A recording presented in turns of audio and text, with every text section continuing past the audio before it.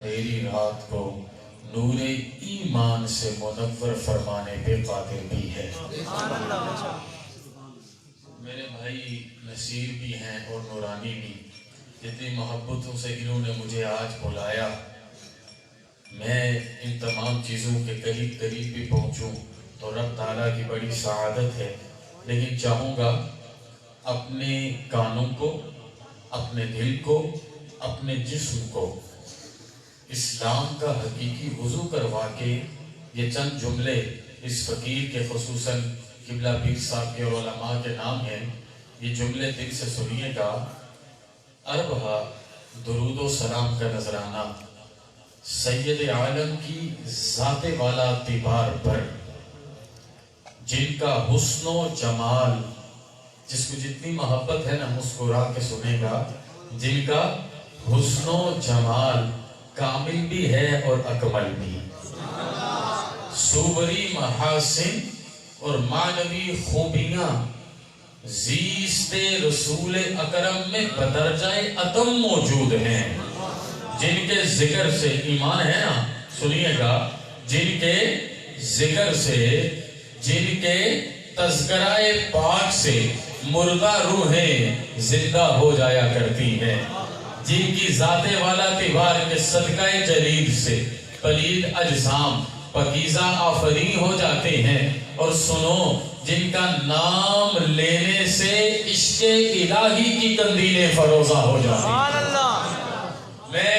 قرآن پاک عرض کر رہا ہوں، آپ کو آپ کی زبان میں تشریحاً ذرا دل سے سنیے گا، جن کے خلق کو ان کے خالق نے عظیم کہا، وَإِنَّكَ لَعَلَىٰ خُلُقٍ عَظِيمٍ، جن کے خلق کو ان کے خالق نے عظیم کہا، جن کے اسوہ کو ان کے مالک نے حسین فرمایا۔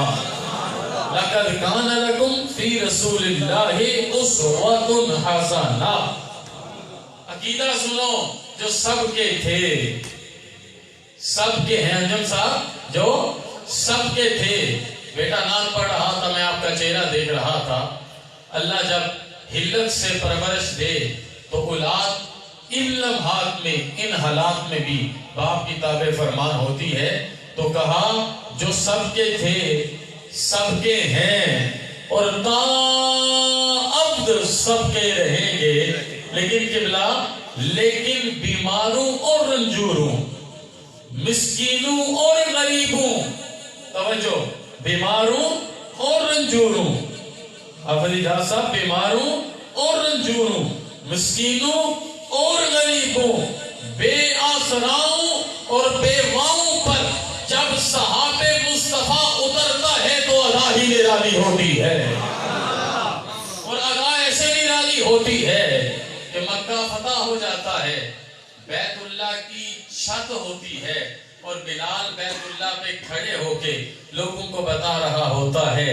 مکہ میں کھلا جس دم میں خانہ محمد کا، بی بی کے ہوا ہر ایک مستانہ محمد کا، تا سوز محبت میں جل جل کے مزے لیتا، اللہ بلال عاشق پروانہ محمد کا، اور ایک دان کے بدلے میں 32 کیے صدقے، تھا ایسا ویسا عاشق دیوانہ محمد کا۔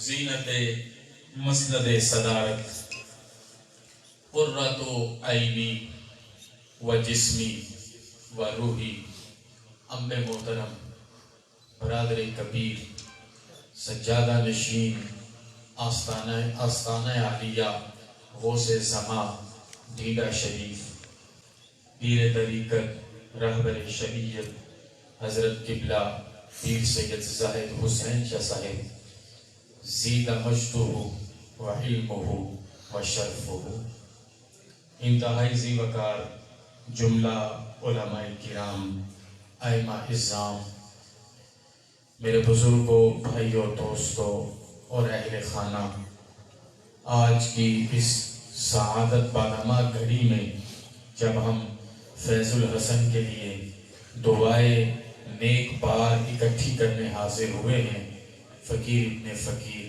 دل کی اتھا گہرائیوں سے کہتا ہے، السلام علیکم ورحمۃ اللہ وبرکاتہ۔ وعلیکم السلام ورحمۃ اللہ وبرکاتہ۔ مجھ سے قبل ہمارے میزبان جناب قاری اجاز صاحب نے بڑی خوبصورت ثناخوانی کی، اللہ پاک اقبال بلند فرمائے۔ عزت مآب جناب محترم نصیر نورانی صاحب نے بھی بڑی محبتوں کا اظہار کیا۔ میری دل سے دعا ہے یہ سارے اشراف و اکرام اللہ ان کو نصیب فرمائے۔ میں ابھی بیٹھا تھا تو انجم صاحب مجھے بات سنا رہے تھے پیر صاحب کے حوالے سے۔ میں آج کی مجلس میں اپنی محبت اور اس خاندان سے اپنے تعلق کے اظہار کو کچھ یوں بیان کروں گا کہ مجھے پیر صاحب نے فون کیا اور حکم دیا، میں کسی جگہ پہ تھا، میرے پاس سگنلز نہیں تھے، تو آپ نے حکم ارشاد فرمایا کہ آپ نے 27 تاریخ کو آنا ہے اگر کوئی مصروفیت نہیں ہے۔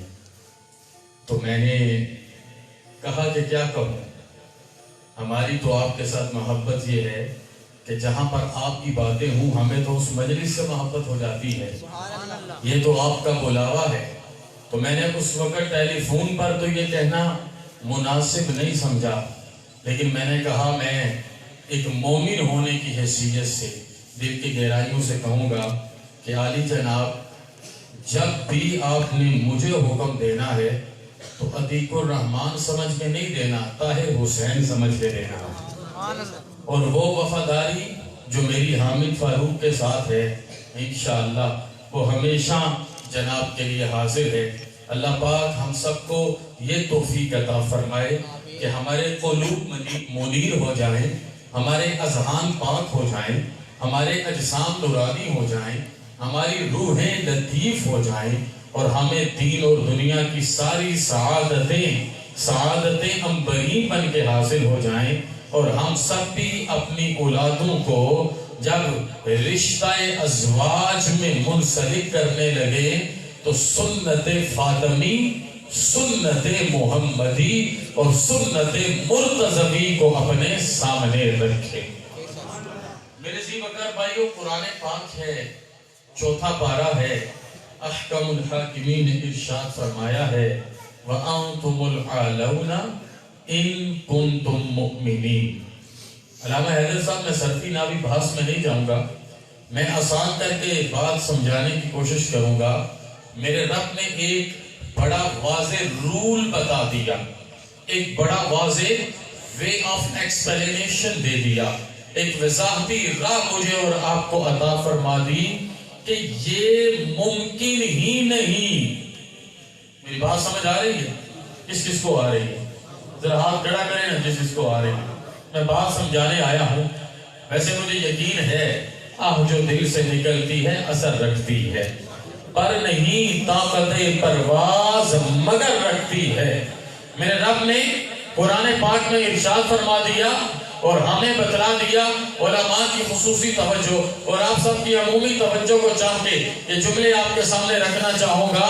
یہ ممکن ہی نہیں کہ بندہ سچا مومن ہو اور اسے عروج نصیب نہ ہو، اسے عزت نصیب نہ ہو، اسے وقار نصیب نہ ہو۔ آپ میں آپ کو دیکھ کے بات کروں، اسے عزت نصیب نہ ہو، اسے عروج نصیب نہ ہو، اسے وقار نصیب نہ ہو۔ بندہ مومن ہونا چاہیے، ایمان والا ہونا چاہیے۔ میرا رب اسے عزتیں دے کے دکھاتا ہے، کیسے دیتا ہے؟ عبد کعبہ آتا ہے، میرا رب اسے صدیق اکبر بنا دیتا ہے۔ ابن الخطاب آتا ہے، میرا نبی دعا کرتا ہے اور پھر بدھ کی دعا جمعرات کو قبول ہوتی ہے۔ ارکم بن ابی ارکم کا گھر ہے، میرے نبی نے بدھ کو دعا کی ہے اور جمعرات کو حضرت عمر آ جاتے ہیں، جسم پہ کبھی کاری ہے، حضرت امیر حمزہ نے پکڑا تو میرے نبی نے اس وقت جو دعا کی تھی اس کا اثر نظر آیا کہ فَجَاءَ عمر بن الخطاب من الغد بکرتن فَأَسْلَمَ فِي دَارِ الْأَرْقَمِ۔ وہ عمر جو ننگی تلوار لے کے نکلا تھا، جب سچا مومن بنا اللہ نے اسے فاروق اعظم بنا دیا۔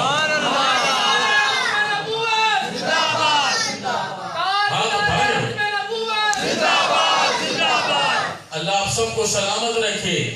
حضور یہ ممکن نہیں ہے کہ نور ایمان سے قلب جاگزی منیر ہو جائے اور سارے جہان کی پیشہ گری لطافتوں کا نور معمور بن جائے، تو ممکن نہیں ہے کہ ایسے نور کو کائنات ذوالنورین نہ کہے، ذوالنورین نہ کہے، اور ام کلثوم بھی عقد میں جائے، جناب رقیہ بھی عقد میں جائے، اور پھر کبھی بیر روما خریدنے پہ میرا نبی کہے عثمان فی الجنہ، کبھی مسجد نبوی خریدنے پہ کہے عثمان فی الجنہ، کبھی غزوہ یرموک و تبوک پہ میرے نبی تہم و تنانیر اچھال اچھال کے کہیں عثمان فی الجنہ۔ بلکہ کیفیت یہ ہو کہ سعد بن وقاص کہیں کہ حضرت عثمان کا نام لینے سے مسلمانوں کو یوں حوصلہ ہوتا تھا جیسے عثمان کا نام نہیں لیا جا رہا، درہم و دنانیر کی کانیں کھودی جا رہی ہیں جو صرف اللہ کے نبی کے نام پہ قربان ہو جائیں گے۔ میرے بھائیوں، that's totally impossible کہ آپ کا بلیف سٹرانگ ہو، آپ کا ایکشن میسو ہو، آپ کا ڈیسیژن گول کلیئر ہو اور آپ سٹریٹ پاتھ پہ چل رہے ہوں، اللہ آپ کو عروج عطا نہ کرے۔ میں آپ کو وہ جن کا ذکر آپ نے کیا کہ جن کا دن گزرا، میں بات بات کے سنانا چاہوں گا۔ اگر سچا مومن ہو تو عروج یوں ملتا ہے کہ بنو ہاشم میں سے بنو قریش، بنو قریش میں سے بنو ہاشم، بنو ہاشم میں سے بنو عبد المطلب، اور بنو عبد المطلب میں سے جناب سیدنا ابو طالب، اور جناب سیدنا ابو طالب سے سیدہ فاطمہ بنت اسد کے باپ ابو طالب ہوں اور ماں فاطمہ بنت اسد ہو۔ سمجھو، باپ ابو طالب ہوں، یہ جملے ضائع نہ کیجئے گا، باپ ابو طالب ہوں، ماں فاطمہ بنت اسد ہو، باپ ابو طالب وہ ہوں کہ جو دنیا سے پردہ کریں تو میرا نبی کہے یہ عام الحزن ہے، یہ عام الحزن ہے، اور ابو طالب میرے نبی کو دیکھے تو کہے وَأَبْيَضَ يُسْتَسْقَىٰ الْغَمَامُ بِوَجْهِهِ سِمَالُ الْيَتَامَىٰ عِصْمَةٌ لِلْأَرَامِلِ۔ سب سے پہلی نعت پڑھ کے ابو طالب نے میرے نبی کو 2 سال کی عمر میں اٹھا کے وہ بیت اللہ شریف میں کہہ دیا تھا یتیموں گھبرانا نہیں ہے، سِمَالُ الْيَتَامَىٰ آ گیا، عِصْمَةٌ لِلْأَرَامِلِ آ گیا، آج سے کوئی یتیم نہیں، آج سے کسی بیوہ کا سر ننگا نہیں، آج سے کوئی بھوکا نہیں سوئے گا، کوئی غلامی میں ذلیل نہیں ہوگا، کیونکہ وہ آ گیا ہے جس کے بارے میں میرا عقیدہ یہ ہے منتوں کو سلطان بنایا میرے کملی والے نے۔ ماں فاطمہ بنت اسد کون ہے کہ جب قبر کھود دی جاتی ہے تو ان کے جسم اطہر کے آنے سے پہلے میرے اور آپ کے کریم حبیب لبیب خود اس قبر انور میں تشریف لے جاتے ہیں اور ہاتھوں سے قبر انور میں لے کے جاتے ہیں۔ سچا مومن ہو تو کیسے ممکن کہ باپ سیدنا ابو طالب علیہ السلام کی ذات ہے، ماں سیدہ فاطمہ بنت اسد رضی اللہ عنہ ہے، اور پھر رب کرم فرماتا ہے 13 رجب کو جب دنیا پر لانے کا انتظام فرماتا ہے تو ماں اور باپ کے بعد اصل نسبت کعبۃ اللہ کی عطا فرماتا ہے۔ اور بات ادھر تک نہیں، یہ عروج دیکھیے نا، یہ عروج دیکھیے۔ آپ نے تو کہا نا علی کا ذکر عبادت ہے، نام بھی تو علی ہے نا، اور علی بھی تو عروج سے ہے نا۔ یہ عروج دیکھیے مولانا، توجہ، یہ عروج دیکھیے کیا ہے کہ باپ ابو طالب ہو جو شہزادہ عبد المطلب کا ہو، ماں فاطمہ بنت اسد ہو، بیت اللہ شریف میں آ جائیں، 2 دن آنکھیں نہیں کھولیں، 2 دن آنکھیں نہیں کھولیں۔ جب میرے نبی آ کے 29 یا 30 سال کی عمر میرے نبی کی، جب میرے نبی آنکھیں اٹھا دیں تو اپنی آنکھوں کو کھول کے دنیا میں سب سے پہلے سر کی آنکھوں سے دیدار مصطفیٰ کر رہے ہیں۔ سبحان اللہ، نعرہ تکبیر، اللہ اکبر، نعرہ رسالت، یا رسول اللہ، نعرہ حیدری، یا علی، نعرہ ختم نبوت، اتنے جذبے سے نعرے لگا رہا ہے لیکن آپ کا جواب بالکل عامیانہ ہے۔ دونوں ہاتھوں کو اٹھا کے تاکہ انجم صاحب کو اور ان کے بیٹے کو پتہ لگے ہم ان کی خوشی میں شریک ہیں اور دعائیں دینے آئے ہیں. غیرت ایمانی سے بولیے نعرہ تکبیر. کوئی ہاتھ نیچے نہیں رہے گا. نعرہ رسالت. حضور کے نام کا نعرہ سینے کی زور سے لگانا ہے لیکن مسکرا کے لگانا ہے, کیونکہ میرے نبی کا نام ایسا ہے کہ اگر بنجر زمین پہ نام مصطفیٰ پھونک دیا جائے تو وہ بنجر زمین سرسبز و شاداب ہو جاتی ہے. اس لیے پوری محبت سے بولیے نعرہ رسالت, نعرہ تحقیق, نعرہ حیدری, حیدری. اب سنیے نا عروج کی کہانی کیا ہے. وَأَنْتُمُ الْعَالَوْنَ إِن كُنْتُمْ مُؤْمِنِينَ. عروج کی کہانی کیا ہے. 9 یا 10 سال کی عمر ہے, شہر ابی طالب ہے. رسول اکرم نے پہلی دعوت کی ہے.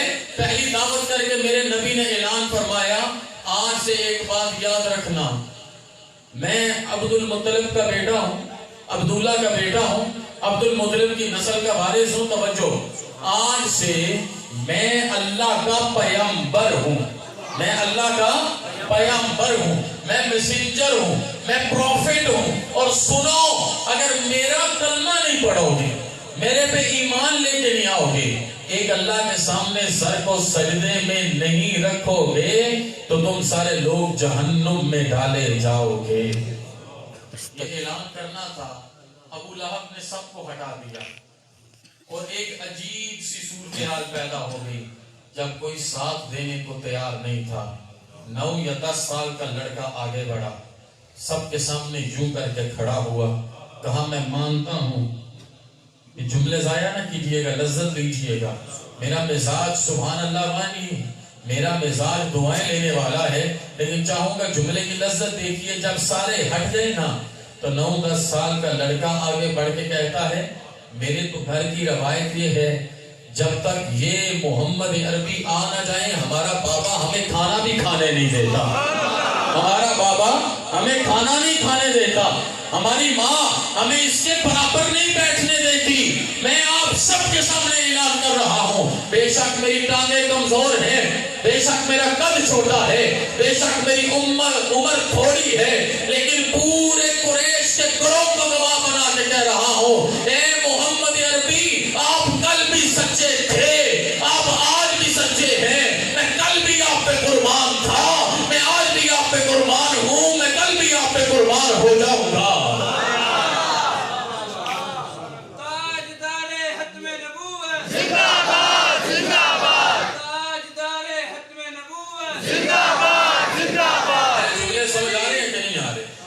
جملے سمجھ آ رہے ہیں نا توجہ سے. پھر عروج کہاں ملتا ہے. عروج ایسے ملتا ہے کہ مکہ مکرمہ کے پہاڑوں میں رسول اکرم کے پیچھے پیچھے چلتے ہیں. مکہ مکرمہ کے پہاڑوں میں رسول اکرم کے پیچھے پیچھے چلتے ہیں. خود کہتے ہیں جس پتھر پہ زہرا کے بابا قدم رکھتے میں خود سنتا کہ وہ پتھر بھی کہتا الصلاۃ والسلام علیک یا رسول اللہ. وہ پتھر بھی حضور پر درود و سلام پڑھا کرتے. اللہم صلی علی سیدنا و مولانا محمد وعلی آل سیدنا و مولانا محمد وبارک وسلم وصلی علیہ. وہ پتھر بھی درود و سلام کا نذرانہ پیش کرتے. تو پھر عروج کیسے ملا. وہ جو صحن ابی طالب میں آپ نے وعدہ کیا, ایک دن پتا چلا رسول اکرم صلی اللہ علیہ وسلم نے حرم میں جا کے سجدہ کیا, کسی نے آپ پہ اوجری رکھی. عمر سے حضرت علی سے برداشت نہیں ہوا, 17.5 سال کے علی نے اپنی تلوار نکالی اور سب سے پہلے اعلان جنگ کرتے ہوئے کہا ہے کوئی تو یہ چاہے اس کی ماں اسے روئے, اس کی بیوی بیوہ ہو جائے, اس کی بیٹیاں اور بچے یتیم ہو جائیں, وہ آگے بڑھ کے دکھائے یہ ابو طالب کا خون ہے, یہ فاطمہ بنت اسد کا نور نظر ہے. میں گردن بھی کاٹ دوں گا, ٹکڑے میں تقسیم کر دوں گا اور لوگوں کو بتا دوں گا میرا سب کچھ کل بھی قربان تھا, آج بھی قربان ہے اور کل بھی قربان ہوگا.